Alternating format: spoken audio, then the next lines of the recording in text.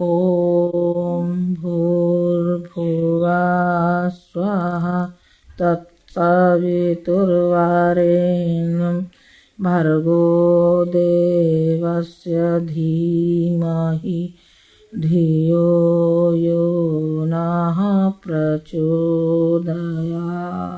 बेटियों, आत्मीय प्रज्ञा परिजनों, घर एक पाठशाला होती है। घर वह उपवन होता है जो तरह तरह के फूल मतलब हमारे बच्चे वो फूल हैं कि जो खुद भी सुगंधित होते हैं और दूसरों तक भी खुशबू फैलाने में वो समर्थ होते हैं।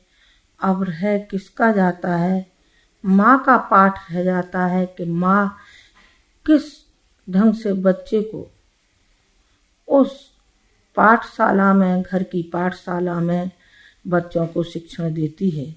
वो शिक्षण आजीवन काम आता है। बच्चों के मदालसा ने शिक्षण दिया था अपने बच्चों को।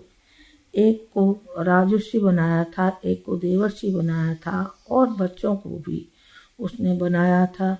और उसने कहा था, शुद्धो असि बुद्धो असि निरंजनो असि संसार माया परिवर्जितो असि संसार स्वप्न त्यजमोह निद्रा मदालसा वाक्यवाच पुत्रम।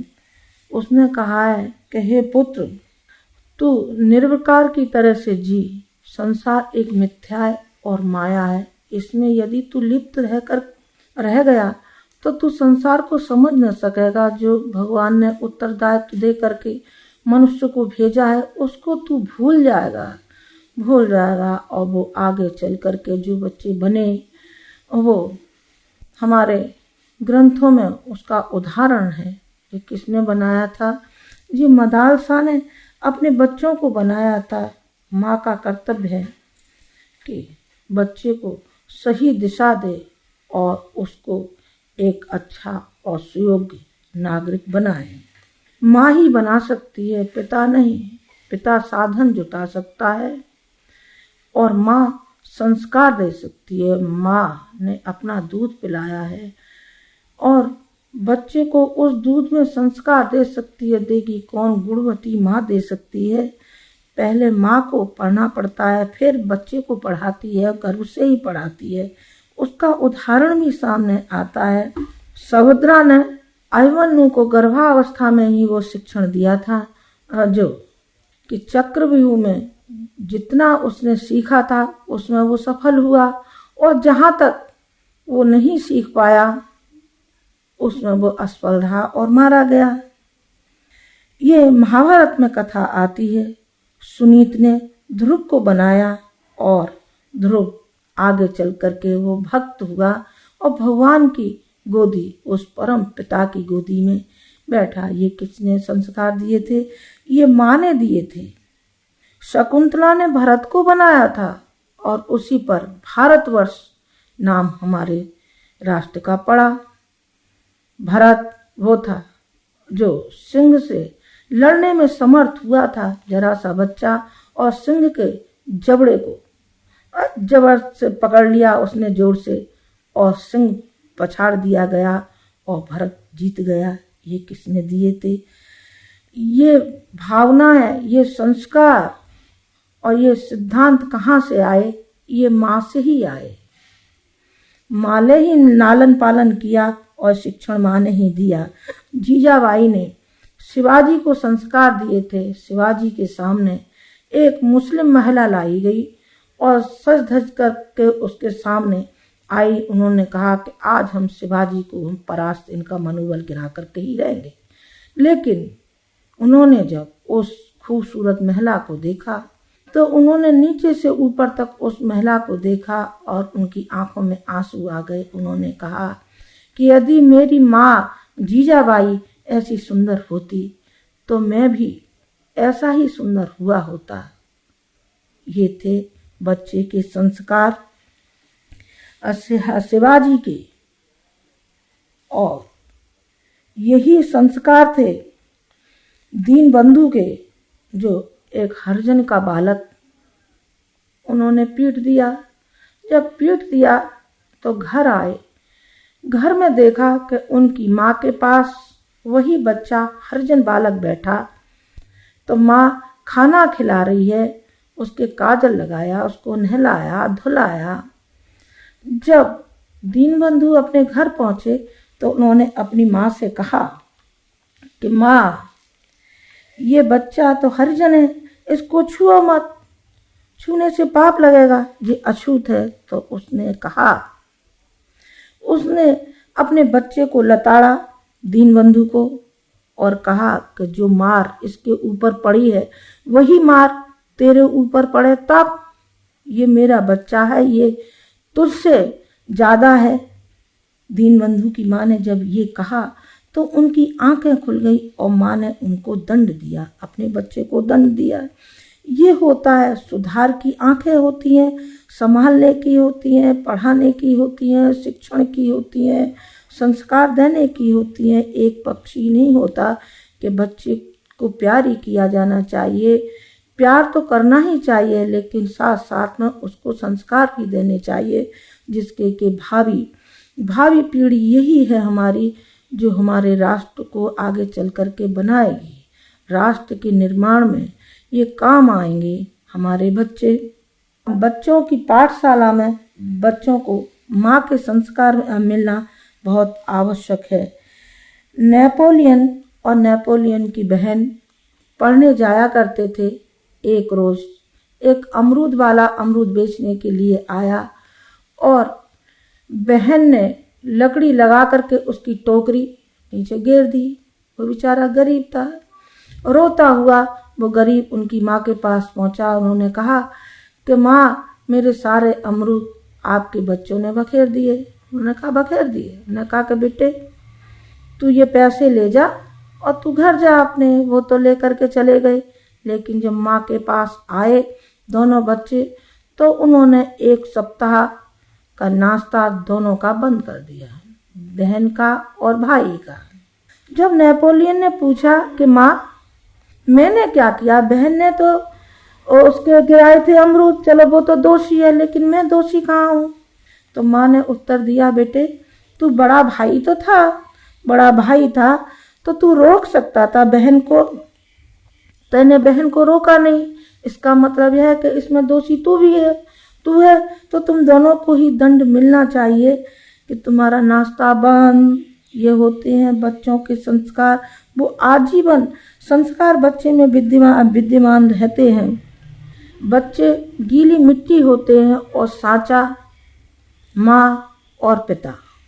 जैसा घर का वातावरण होगा उसी के अनुसार बच्चे बनेंगे। जिन घरों में लड़ाई झगड़ा कर्कशता रहती है उन घरों में बच्चे उच्छृंखल हो जाते, उद्दंड हो जाते हैं। और उद्दंड और उच्छृंखल जब हमारे बच्चे रहेंगे तो हम इनसे क्या आशा करेंगे?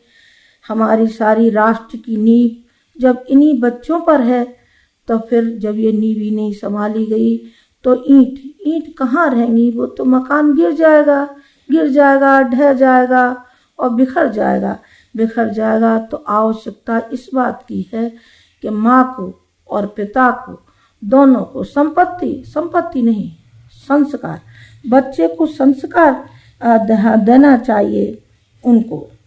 सीता जी जब वाल्मीकि के आश्रम में रहीं और लव और कुश उनके पैदा हुए तो उन्होंने लव और कुश को वो संस्कार दिए थे, वो शौर्य और वीरता उन्होंने दी थी कि जो अनीति के सामने जाकर के सर नहीं झुकाया, बल्कि अनीति से लड़े। उनको ये नहीं मालूम था कि भगवान राम हमारे पिता हैं, उनको ये मालूम था कि सीता इनके द्वारा ठुकराई गई है और परित्याग कराया गया है और इन्होंने उसका परित्याग किया है, जंगल में भेजा है, तो हम इनका मुकाबला करेंगे। कि एक ऐसी सती साध्वी को इन्होंने घर से क्यों निकाला? ये हिम्मत किसने दी? ये माँ ने दी, ये माँ ने बनाए। उन दोनों बच्चों को जंगल में रहते हुए भी उन बच्चों को ये संस्कार उन्होंने दिए। और कर्ण ऋषि के आश्रम में शकुंतला रही और शकुंतला ने भरत को जन्म दिया। बच्चों को कैसे सिखाया जा सकता है? कहते हैं कि छोटेपन कैसे सिखाया जाए। हाँ, सिखाया जाता है, उनको पढ़ाया जाता है, संस्कार दिए जाते हैं, कहानियों के माध्यम से दिए जाते हैं। छोटे बच्चे कहानियों से सीखते हैं, माँ बाप के आचरण से सीखते हैं। जैसे माँ और बाप होंगे वैसा ही उनके अंदर भावनाएं काम करेंगी बच्चों के अंदर। एक परिवार था तो उसमें क्या प्रचलन था? प्रचलन तो नहीं था, वो स्वभावगत था। जैसे संस्कार माँ बाप के होते हैं उसमें बच्चे के पढ़ते हैं। तो शुरू से बच्चों ने देखा कि उनके माँ बाप ने ये अपने बुढ़े माँ बापों को वो मिट्टी के बर्तन में खाना खिलाया करते थे और वही मिट्टी के बर्तन धोए उठा के रख दिए। जब दूसरे बच्चों ने देखा, उनके बच्चों ने देखा तो वो भी उठा के रखते थे। उन्होंने कहा कि ये क्या होगा कि इनमें माँ बाप को खिलाऊंगा। एक पीढ़ी निकल गई, 2 पीढ़ी निकल गई, तीसरी पीढ़ी जब आई तो उसमें कुछ वो समझदार थे तो उनके जो बच्चे हुए, जहाँ 5-7 साल के हुए, तो उन्होंने देखा कि हमारे माता पिता ने अपने पिता को और माँ को, पिता को घर से निकाल दिया, जंगल में छोड़े आए, मारे आए, और माँ को उन मिट्टी के बर्तनों में खाना देने लगे। जब बच्चे ने देखा कि हमारे माँ बाप ये कर रहे हैं तो बच्चों ने वो भी कहीं से इकट्ठा करके लाए। उन्होंने कहा भाई ये क्या लाए हो? उनके माँ बाप के लिए लाए हैं। काहे के लिए आए? कि जब मैं बुढ़ा हो जाऊंगा, बड़ा हो जाऊंगा, तब मैं भी आपको इन्हीं बर्तनों में खिलाया करूंगा और मैं भी इसी तरीके से मारूंगा जिस तरीके से आपने अपने पिता को मारा है। जब वो बच्चा बड़ा हो गया तो एक दिन उसने कहा कि चलिए पिताजी आपको जंगल घुमा लाएं। पिता समझ गए कि जो हमने किया है वही हूबहू अब ये बच्चा हमारे लिए भी करेगा। हमने अपने पिता को जंगल में ले जा करके मार दिया था, ये अब हमें भी मारेगा। पिता चला तो गया और जा करके एक जगह रुक गया और उसने कहा बेटे मैं ये तो नहीं कहता कि तू मत मार। क्यों मत मार? जब मैंने मारा है तो तू मुझे मारेगा तो कोई गुनाह है क्या? कोई गुनाह नहीं है। तूने सीखा तो हमसे ही है, पर मैं ये कहना चाहता हूँ कि कहीं ऐसा ना हो कि ये परंपरा ही पड़ जाए। मैं चाहूँगा कि ये परंपरा बंद हो जाए।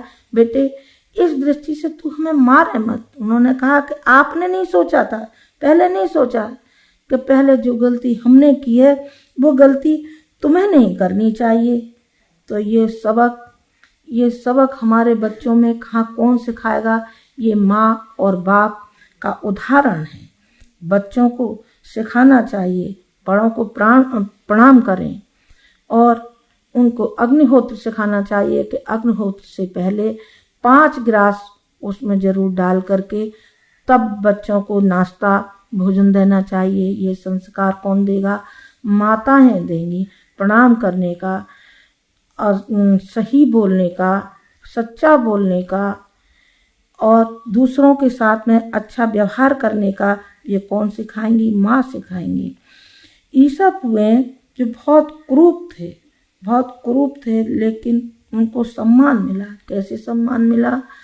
कि उन्होंने छोटे छोटे बच्चों को कहानियाँ सुनाना शुरू किया। कहानी सुना करके हम उनका मनोरंजन कर सकते हैं, उनका शिक्षण कर सकते हैं। और जो हमारी ऐतिहासिक कहानियाँ हैं, धार्मिक कहानियाँ हैं, सामाजिक सुधार की कहानियाँ हैं बच्चों की, वो बच्चों में आदत डालनी चाहिए। हम डाल देते हैं माया मनोहर का पढ़िए, हम डाल देते हैं चंदा मामा पढ़िए, जिनमें कुछ नहीं होता है सिवाय इसके के भूत पलीत की कहानियाँ। हम बच्चों के संस्कार बिगाड़ते हैं, हम बच्चों के बनाते नहीं हैं। बनाएगा कौन?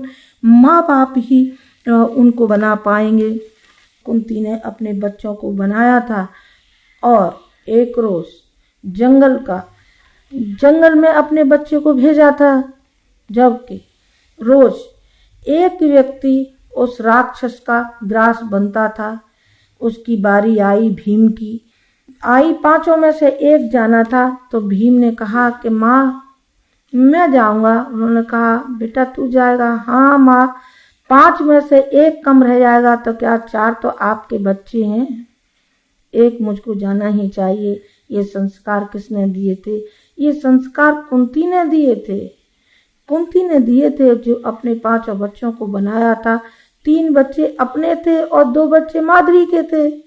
5 बच्चों को कुंती ने संस्कार दिए थे, और कुंती ने यही संस्कार नहीं दिए थे, बल्कि कुंती ने जहाँ समझती थी कि जेठानी मेरी विरोधी है, और इस जेठ ने कितना तबाह किया था। और जब धृतराष्ट्र मर गए, उसके बाद वो थी गांधारी, उन्होंने कहा मैं तप करने जाऊंगी, तो कुंती ने कहा नहीं, आप अकेली नहीं जाओगी, साथ में मैं भी चलूंगी, मैं चलूंगी। और वो दोनों वो जंगल के लिए चली गई। अब मैं बच्चों के लिए कह रही थी, अभी उनका विषय नहीं था, पर मैं ये बताना चाहती हूँ कि बच्चों को जो संस्कार देंगी माँ देंगी, और माँ के जो संस्कार होंगे वही बच्चे में विद्यमान होंगे। पहले माँ को संस्कार देना चाहिए, और जो पिता है उनके संस्कार बनना चाहिए। बच्चे हमारी गीली मिट्टी हैं, और माता पिता सांचा है, जैसा चाहेंगे वैसा उन बच्चों को बना लेंगे। सांचा होता है, मिट्टी होती है, एक में कबूतर बना देते हैं, उसी सांचे में रखते हैं, बंदर बन जाता है। कभी क्या बन जाता है, कभी क्या बन जाता है, मिट्टी वही होती है, मिट्टी तो एक ही होती है, लेकिन सांचे अलग अलग होते हैं। जब सांचे अलग अलग होते हैं तो वही स्वरूप निखर के उसका आता है। नहीं साहब, हमारे तो बच्चे हैं, लड़कियां हैं, लड़के तो हैं ही नहीं। मनु के वे लड़कियां थीं, इलाती, ब्रह्मवादी, और भी कितनी ही कन्याएं हुई हैं, घोषा हुई है, लोपामुद्रा हुई है, कहाँ तक गिनाएं, ढेरों हुई हैं, लेकिन एक से एक बढ़िया हुए हैं बच्चे। तो किन्होंने संस्कार दिए हैं? उनके माता पिता ने संस्कार दिए हैं। नहीं साहब, अब तो हमारे लाइन ही लगेगी तो बेटे कुसंस्कारी बच्चे पैदा होंगे। बच्चों की सीमा थोड़ी रखिए और संस्कार दीजिए बच्चों के। शिव के 2 थे, राम के 2 थे, लक्ष्मण के 2 थे, शत्रुघ्न के 2 थे, तो उनको संस्कार देना चाहिए। तालाब में घुसकर के ही तैरना सीखा जाता है, और किनारे पे बैठ करके तो आनंद लिया जा सकता है, लेकिन डुबकी जब तक नहीं लगाई है तब तक उसमें से बहुमूल्य रत्न हम नहीं पा सकते। बहुमूल्य रत्न नहीं पाएंगे तो केवल हमारा मन समझाने का रह जाएगा। बच्चे पैदा तो किए, लेकिन उनको संस्कार नहीं दिया तो ये पृथ्वी का भार होंगे, ये समाज के ऊपर भार होंगे, ये कुसंस्कारी होंगे, ये डकैत होंगे, और ये चोर होंगे, ये ज्वारी होंगे, जी अय्यासी होंगे, शराबी होंगे। क्यों होंगे? कि उनको संस्कार नहीं दिया गया। संस्कार इनको दीजिए और पाइए, एक से एक बढ़िया नवरत्न हमारे बच्चे होंगे। कैसे होंगे? श्रवण कुमार जैसे होंगे, जो माँ और बाप को ले गए थे, कांवर बना करके कंधे पे ले गए थे, तीर्थ यात्रा कराने ले गए, और जंगल में रहे, और सारी जिंदगी उन्होंने अपने माता पिता की सेवा की। और दुष्ट ही होते हैं।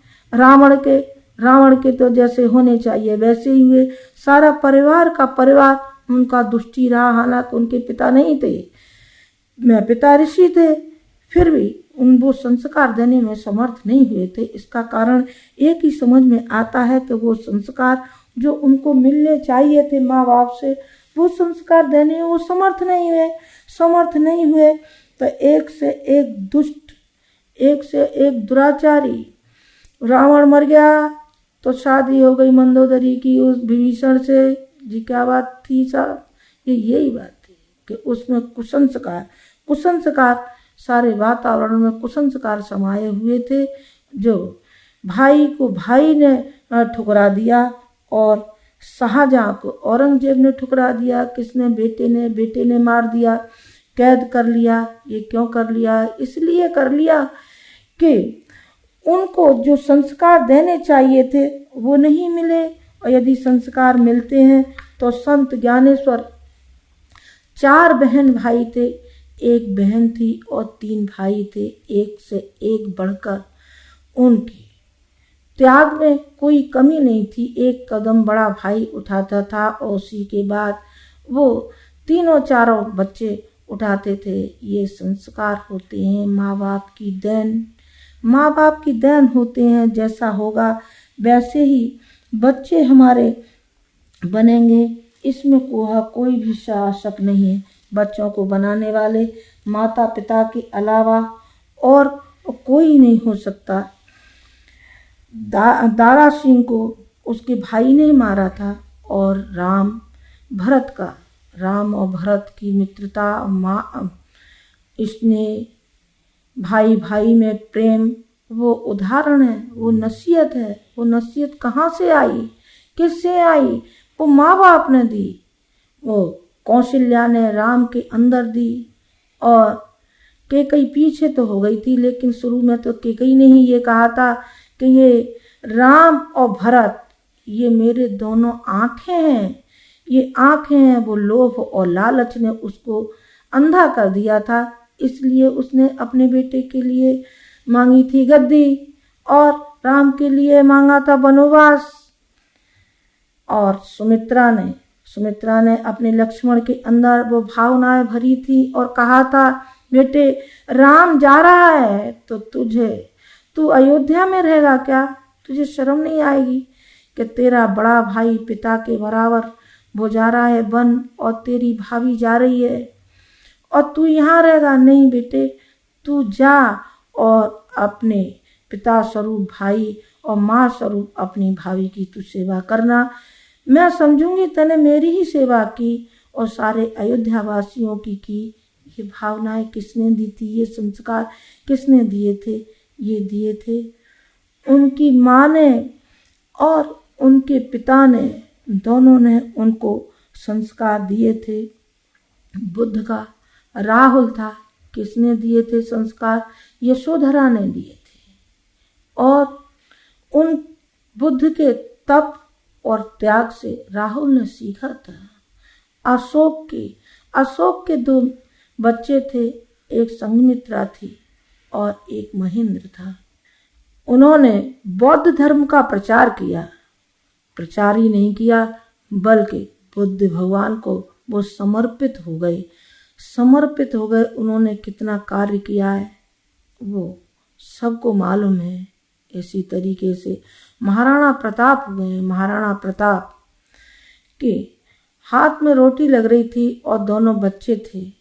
दोनों बच्चों की रोटी बिलाव ले गया और उनकी भी ले गया, लेकिन उन्होंने हिम्मत नहीं हारी। बच्चों ने कहा, पिता ले जाने दो, हमको भूख नहीं लगी है, हमको वो भूख है जो दुश्मन हमारे आगे खड़ा है, हमको केवल दुश्मन दिखाई पड़ रहा है और उससे जूझने की हिम्मत पिताजी हमें हिम्मत है, हम भूखे नहीं हैं।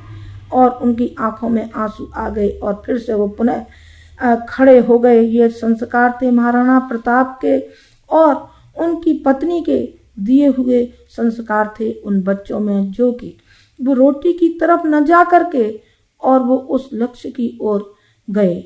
ये हमारा वातावरण हमको बनाना चाहिए, उनको बच्चों में संस्कार डालने चाहिए, उनके स्वभाव बनाने चाहिए, परिवार में घुल मिल कर के कैसे रहना चाहिए। आपस में लड़ाई झगड़ा हो भी, लेकिन बच्चों के सामने वो प्रदर्शन मत करिए।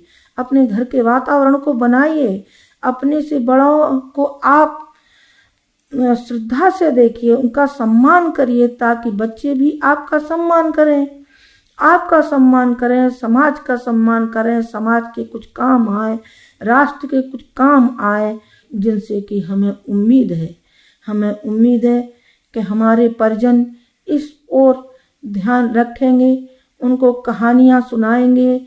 इसी के उद्देश्य से हमने परिवार को बनाने के लिए, समाज को बनाने के लिए, बच्चों को बनाने के लिए अनेक कहानियाँ, अनेक उदाहरणों सहित प्रज्ञा पुराण का निर्माण किया और सबके सामने उसको रखा। इसमें ये मान के चलिए कि गुरुजी ने इतनी मेहनत की है, इतना श्रम किया है इसको बनाने के लिए। किन के लिए? अपने परिजनों के लिए, अपने बच्चों के लिए और भावी पीढ़ी के लिए, जो हमारी ये पीढ़ी है, भावी पीढ़ी हमारी यही तो पीढ़ी होगी, इसके निर्माण के लिए तो फिर आपको उसे काम में लाना चाहिए, आपको सुनाना चाहिए। जब आपके गुरुदेव ने इतनी मेहनत की है तो फिर उसको सार्थक करिए ना, उसको सुनाइए ना, उनको सुनाइए। आपको तो पका पकाया मिल गया है, आपको मेहनत नहीं करनी है, केवल आपको सुनाना भर है। बच्चों को 1 घंटे लेके बैठिए, पत्नी को लेकर बैठिए, माँ को लेकर के बैठिए, बहन को लेकर के बैठिए, ताकि आपके घर का वातावरण अच्छा बने, ठीक बने और उससे लोग सीखें। इसमें आपको अपनी सूझबूझ का परिचय देना होगा। आशा है कि जो इसमें कहा गया है इस पे आप ध्यान देंगे और बच्चों को संस्कार दीजिए। धन की आवश्यकता नहीं है, धन नहीं, जो आज की दौड़ में, भौतिक युग में जो धन की दौड़ चल रही है कि बच्चों को संपत्ति दी जानी चाहिए, बच्चों को कुसंस्कार की ओर मोड़ना चाहिए, जैसे सिनेमा की ओर, श्रृंगार की ओर, बनावट की ओर, फिजूल खर्ची की ओर नहीं। उन बच्चों को मितव्यता सिखाइए, उनके संस्कार बनाइए। पहले गुरुकुल पद्धति थी कि बच्चों को गुरुकुलों में पढ़ने के लिए भेजा जाता था। इसका मतलब क्या होता था? उन बच्चों को संस्कार बनाने के लिए ऋषियों के आश्रम में भेजते थे। राम को और लक्ष्मण को विश्वामित्र के आश्रम में भेजा था, ताकि हमारे बच्चे आगे चल करके सारे राष्ट्र को संभाल सकें, और उन्होंने संभाला भी। हमें बच्चों के संस्कार सबसे ज़्यादा जरूरी है, अपेक्षा इसके कि उनके लिए, आगे के लिए, पीढ़ी दर पीढ़ी के लिए हम ये सोचते रहें और एकत्रित करते रहें और पैसा इकट्ठा करें, संपत्ति इकट्ठी करें, और उनके लिए न मालूम हम क्या क्या आशाएं संजो के रख, ये जरूरी नहीं है। जरूरी है उनके संस्कार। इसी पर आप ध्यान दीजिए, जैसा कि अभी मैंने कहा है। आशा है आप इसकी ओर ध्यान रखेंगे और उस पर अमल करेंगे। ओम शांति।